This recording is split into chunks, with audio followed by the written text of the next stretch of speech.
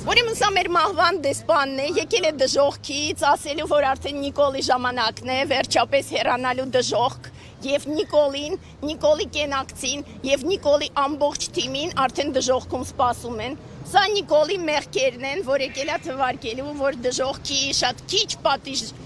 մարդիկ,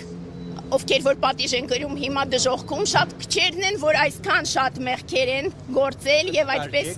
սրբապղծություն, ներապաշտություն, թալան, դավաճանություն, չարություն, նենգափոխություն, պարտություն եւ այլասերվածություն, որի մասին ասեցինք արդեն, ու սրբապղծություն, որը եւս ասեցինք, սա խնդրում ենք մենք դժոխքի դեսպանը պահի։ Ուրեմն մի քանի բան, որ մենք շատ հստակ ուզում ենք հայտարարենք այսօր։ Մենք չենք ասում, որ մենք ընդհանրապես քաղաքական կազմակերպություն չենք, քաղաքական ուժ չենք, եւ մենք որևէ քաղաքական հավակնություններ չունենք, ըստ այդմ չենք պատասխանատվություն ստանձնում հեղափոխության համար։ Մենք սա անում ենք որպեսզի բոլորին կոչ անենք վերջապես դուրս գալ պայքարի, որովհետեւ սա արդեն ընդհանրապես անընդունելի է եւ ինչպես անցած անգամ ասում էինք, Նիկոլը հատեց վերջին կարմիր գիծը։ Ես հասկանում եմ, որ բոլորի հիմա սպասում են, որ հայ առաքելական եկեղեցին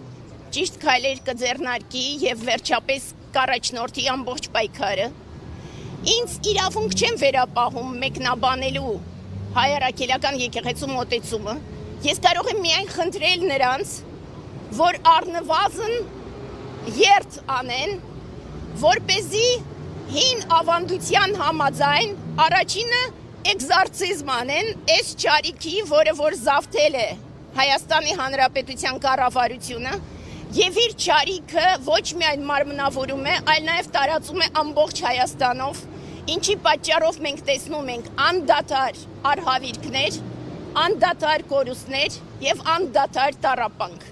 Ու մենք տեսնում ենք հենց Նիկոլի պատճառով, թե ինչպես է գլորվում անդունդ մեր սիրելի Հայաստանը։